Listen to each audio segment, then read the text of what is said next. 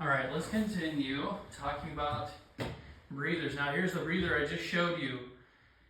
There's this little plastic cap that's kind of just slightly crimped on. It's just basically a plastic nipple underneath, and this allows, basically it's just like a cover. It allows the air to get in and out as it needs to, but as you're driving down the road, any water splashing is going to shed over this and won't be able to get up and all the way up the nipple and then actually down inside the tube unless you submerged this in water. Then the water could push up, and I wouldn't say it's necessarily immediate, or even in the case of the Toyota driving through the water, all that turbulated water isn't necessarily going to have pressure. Now when I say pressure, think of it just like when you get inside of a swimming pool. You know, the more you get in, the more you feel that kind of buoyancy, you know, the water, the volume of water pushing back against you. That's kind of water pressure. And Toyota Tacoma weighs a lot, and so it's going to be able to force the tires to stay down until it flooded, you know, high enough to actually kind of pick up the vehicle. And so here's this. So this is the breather I just showed you. Did the little soda test on. Now here's a real life picture. So this is actually on my truck. I have a 2001 Ford Super Duty. Let's look at here. So this is the brake hose, and here's the vent. And you can see here, this vent hose comes up and comes here to this little plastic breather right there. Now the question I want you to think about is this. If you think a transmission is completely sealed, then A, why is there a breather to begin with? And B, if it's a one-way, if you think it's a one-way vent, why do we need all this extra lead? Why do we need this vent all the way up here elevated? In my opinion, it's because it's actually a breather. It breathes in and breathes out as the axle needs. Now we're going to cover why that happens here in a little bit. Now let's look at a different breather. This is a transmission breather hose assembly for a GM truck. So here's the end. It plugs into the transmission on the breather port on the transmission for the GM trucks and SUVs are on the top. And look how long this hose is. It runs all the way along the top of the transmission, and then there's a little bracket up here that actually bolts this breather cap all the way up here by the bell housing. And again, it's up high. Same question. If you think that these are sealed units, they don't need breathers, they're one way, why are these breather assemblies so high then? Now let's go on to something different. Here is actually a Toyota, probably I think an older Toyota rear differential. Look at this right here. That's a breather. And unfortunately that breather is actually right on top of the differential. That doesn't give you a whole lot of wiggle room. And look, it's got this little loose cap just like on the one I just showed you. So actually something that's common for people to do is to talk about modifying these. They will get another little, look at the parts up here, they'll get another little breather nipple here, then they'll run some hose and then put the actual breather here. And so you can see what this guy did here is he ran his breather all the way up by where he fills his gas, which is awesome, which is hopefully what the guy in the video did with his Tacoma, the guy with the snorkel. You put your snorkel way up high. Now I'm just going to interject one quick thing here. If you notice, or if you remember in the video, the snorkel, and most snorkels are like this, are facing forward, the air inlet. Now let me ask you this, if the snorkel is there to keep water from getting in the engine, what happens to the water if you're driving down the road and it's raining and water gets inside the snorkel? Most of the time on intake assemblies, especially on stock air filter assembly or air filter housing, there's going to be like a drain tube or a drain hose somewhere, or a drain hole, excuse me. But obviously, if you want a snorkel, you don't want holes anywhere. You want complete sealing from the intake of the snorkel all the way to the engine.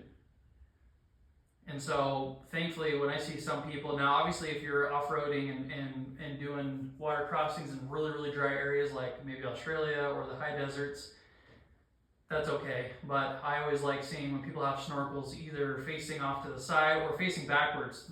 You don't have to have the snorkel facing forward if you can choose.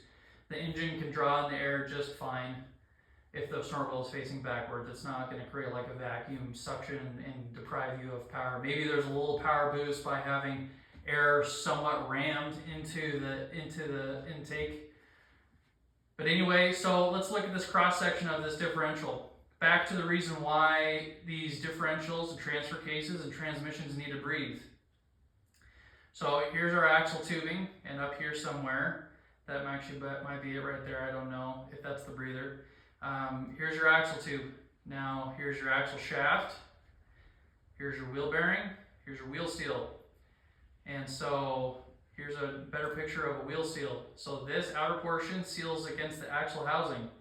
This inner portion seals against the axle shaft. Now, some of you that think that these units are totally sealed, well, they're sealed to keep the oil in. That's their job. And the thing to remember is that this oil is not pressurized inside this axle assembly.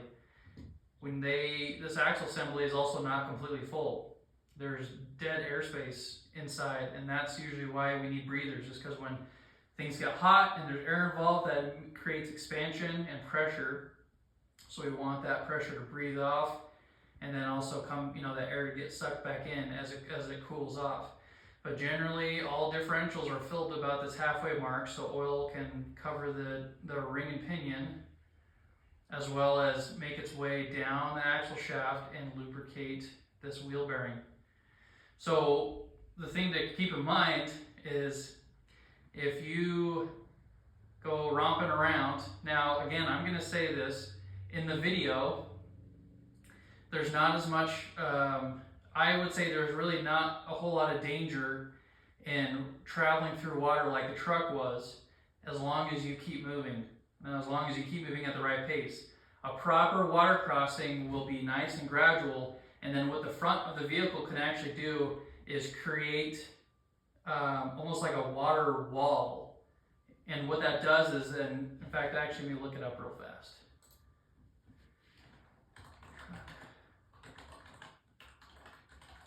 Truck water crossing. Okay. Blah, blah, blah. All right, where's a good picture? All right. Use this one. I think this is a Toyota. Is that an old Toyota? Looks like it. Hey, that one's even got a snorkel. Oh yeah, here we go. Okay, that was probably a little too extreme. Oh, that was too extreme. Look at that. Now imagine if this wasn't quite as deep water. What happens is you're going to create a nice wall of water as you're crossing, and actually it almost creates a displacement where the water level then drops below. And that's where, in the video, you saw the Tacoma, that's what was happening, is the water level was actually down by about the middle of the axles. And so that is ideal. Now, where I get concerned, people who understand how to do water crossings, now hopefully the guy driving the Toyota with the snorkel and the cool bed cover and this and that knows that. We can only hope. But what happens is that you get in trouble when you stop.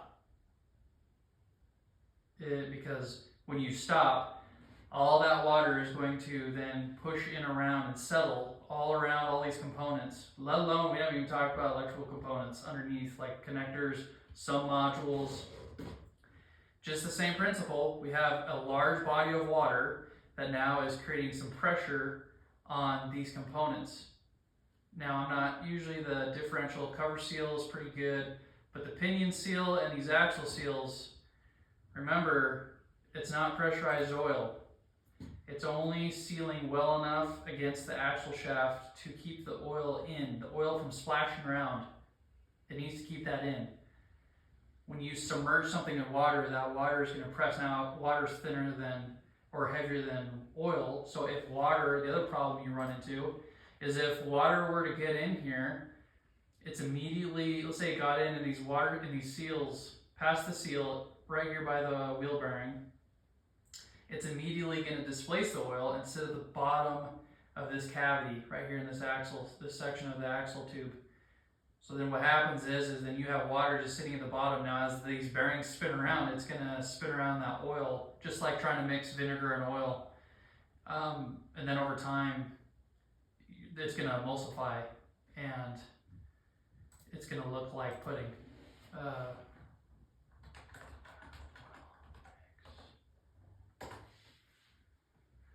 So usually it'll stay kind of bubbled as it's going along, but over time it will emulsify, meaning it gets forced.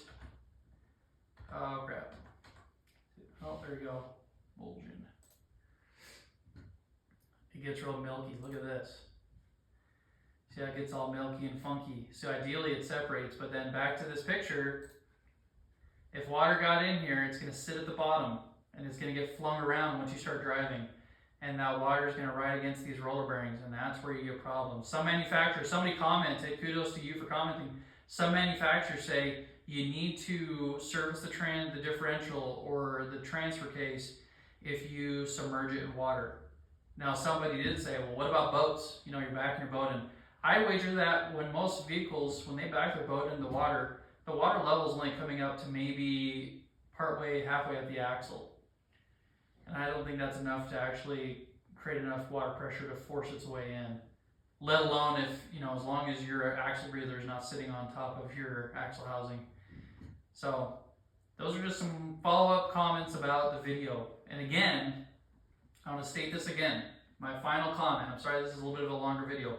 My final comment is that in the original video, I didn't state that there's breathers, there's not breathers, they're sealed, they're not, they're two-way, they're one-way. I just said, in the video, the guy driving the Tacoma through the water obviously put the time and attention to have a snorkel. Did he do the same for the other things? In fact, a lot of aftermarket companies like ARB, they have kits where you can relocate all of your breathers higher up for such events. So, hope this helps. And leave any comments if you have any questions. See you later.